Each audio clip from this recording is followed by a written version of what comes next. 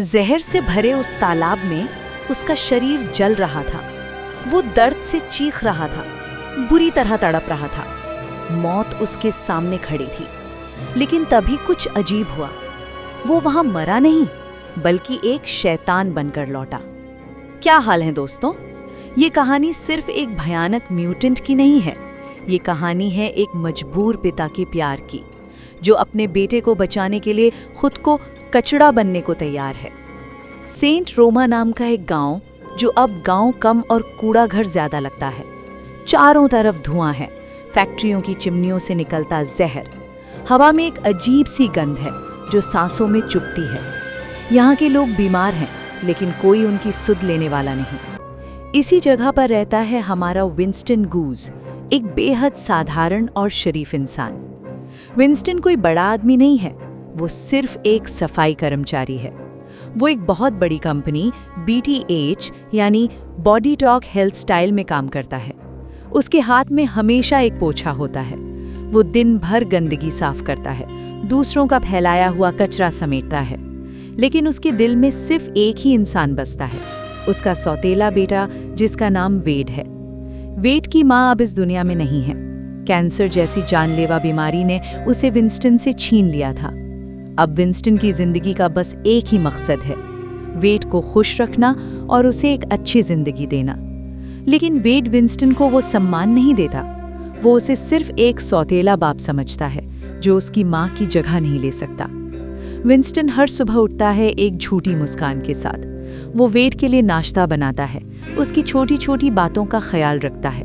लेकिन उसकी जिंदगी में मुसीबतें खत्म होने का नाम नहीं ले रही। एक दिन उसे पता चलता है कि उसके सर में बहुत तेज दर्द है। वो डॉक्टर के पास जाता है, उम्मीद करता है कि सब ठीक होगा। डॉक्टर सैम, जो उसका पुराना दोस्त भी है, वो उसे एक एक्सरे दिखाता है और वो खबर सुनाता है जो किसी को ना सुननी पड़े। विंस्टन को एक लाइलाज बीमारी है। उसके दिमाग में एक जानलेवा ट्यूमर है। डॉक्टर उसे बताता है कि उसके पास अब ज्यादा वक्त नहीं बचा, सिर्फ 6 महीने या शायद 1 साल। ये सुनते ही विंस्टन के पैरों तले जमीन खिसक जाती है। उसे अपनी मौत का डर नहीं है, उसे डर है तो बस वेड का। अगर उसे कुछ हो गया तो वेड का क्या होगा? वो अनाथ हो जाएगा, इस क्रूर दुनिया में अकेला रह जाएगा। विंस्टन को बताया जाता है कि एक इलाज मुमकिन है, लेकिन वो इलाज बहुत महंगा है। विंस्टन को याद आता है कि वो BTH कंपनी में काम करता है। वहाँ का एम्प्लॉय होने के नाते उसका मेडिकल इंश्योरेंस भी है। उसे उम्मीद की एक किरण दिखाई देती है कि शायद कंपनी उसकी मदद करेगी। वो तुरंत इंश्योरेंस विभाग को फोन लगाता है, लेकिन वहाँ उसे मिलती है सिर्फ निराशा और बेरुखी। वो ऑटोमेटेड आवाज़ें, वो मशीनी जवाब, 1 दबाएं, 2 दबाएं, ये सब सुनकर उसका दिमाग फटने लगता है।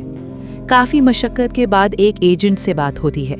विंस्टन उसे बताता है कि वो प्लैटिनम प्लान का सदस्य है, लेकिन एजेंट उसे बताती है कि उसका इलाज कवर नहीं होगा, क्योंकि वो इलाज महंगे टियर में आता है। विंस्टन गिड़गिड़ाता है, समझाने की कोशिश करता है, लेकिन कंपनी को सिर्फ अपने मुनाफे से मतलब है।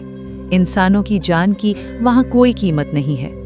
विंस्टन पूरी तरह टूट जाता है। उसकी आंखों के सामने अंधेरा छाने लगता है। तभी उसे अपने बॉस बॉब गार्बिंगर के बारे में ख्याल आता है।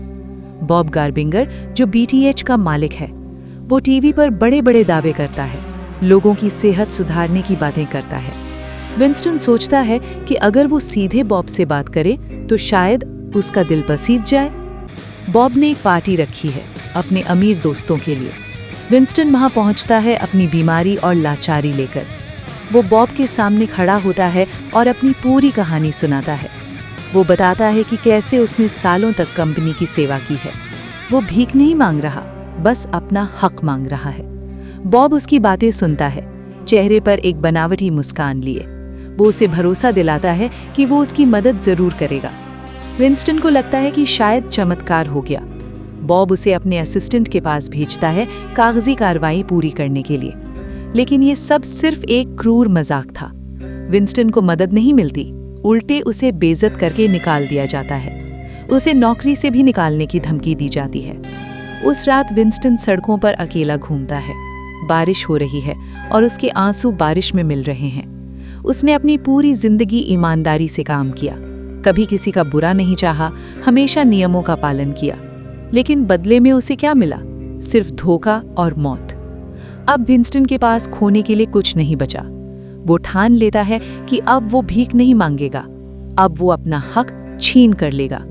वो तय करता है कि वो उसी कंपनी में चोरी करेगा जिसने उसका खून चूसा है, जिसने उसे मरने के लिए छोड़ दिया।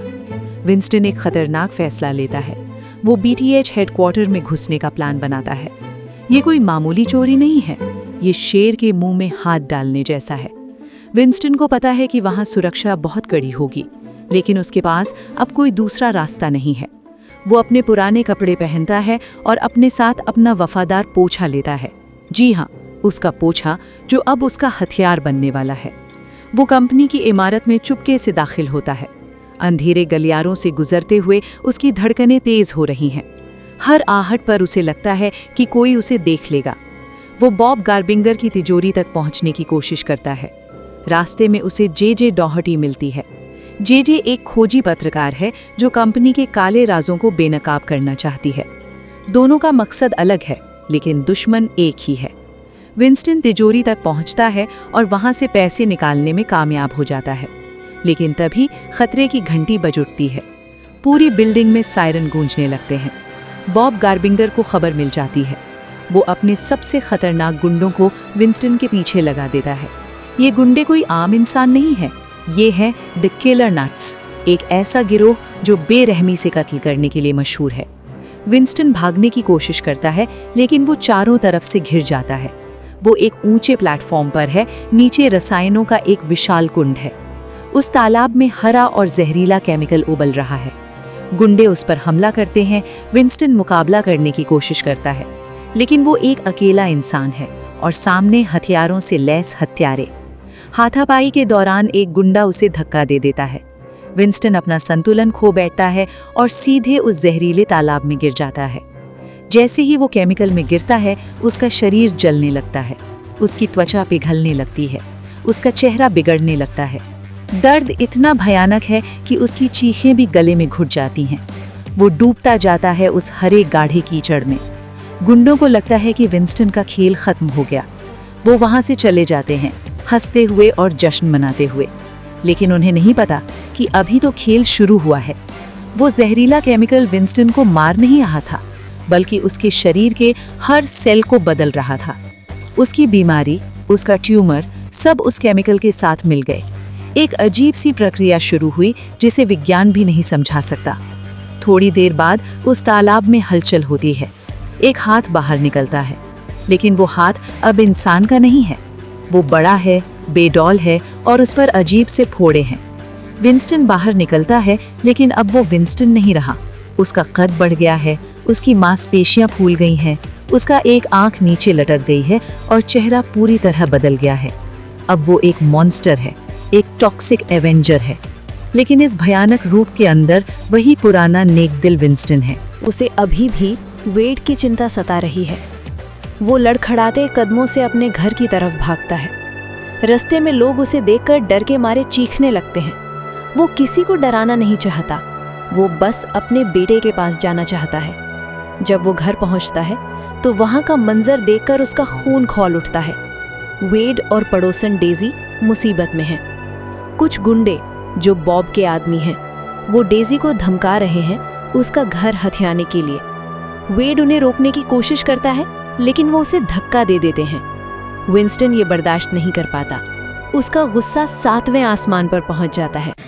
वो एक दहाड़ मारता है जो पूरे मोहल्ले को हिला देती है। गुंडे पलट कर देखते हैं और उनकी रूह कांप जाती है।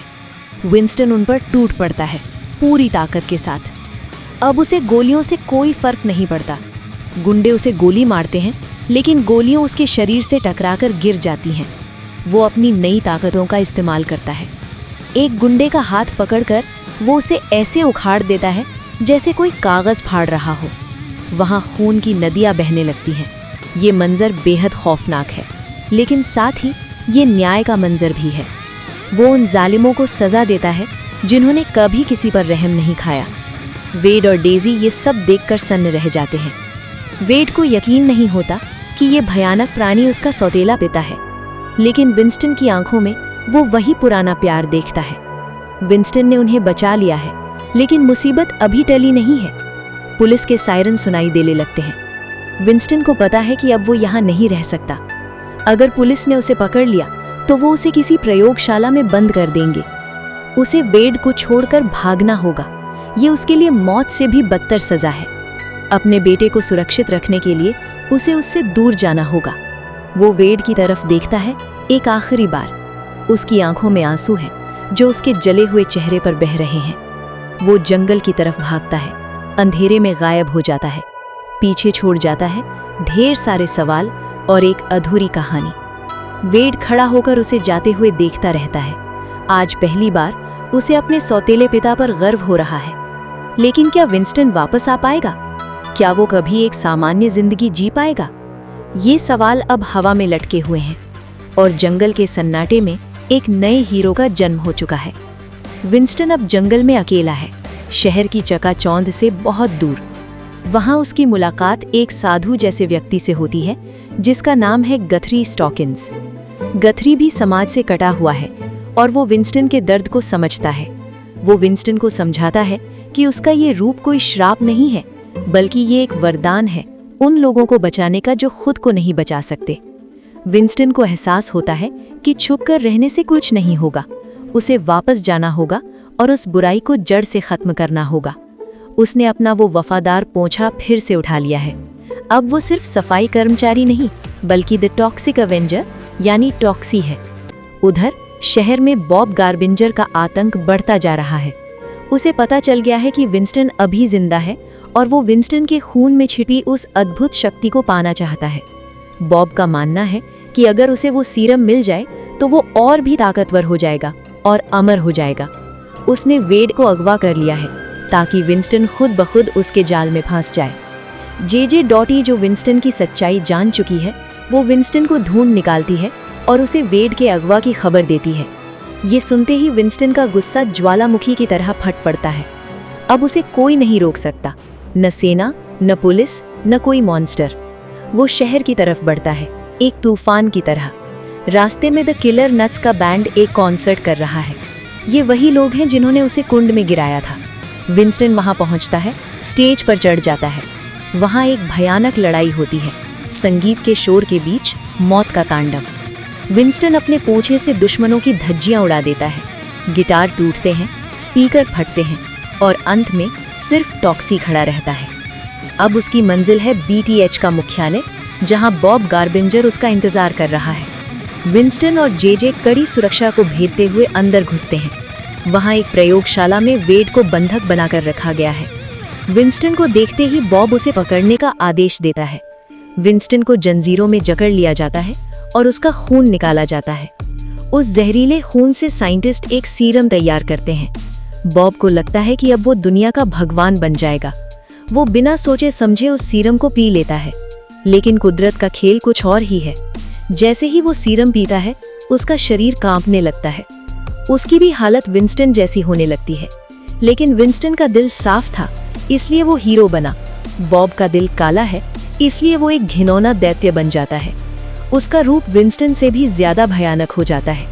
अब प्रयोगशाला में दो मॉन्स्टर आमने सामने हैं।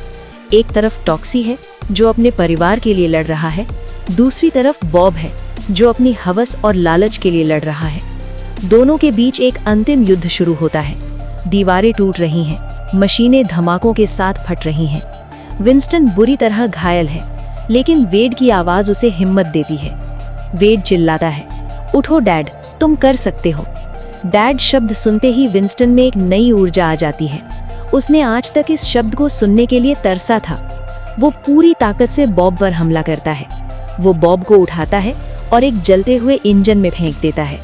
जे भी मदद करती है और एक मशीन चालू कर देती है। बॉब का शरीर टुकड़े टुकड़े हो जाता है।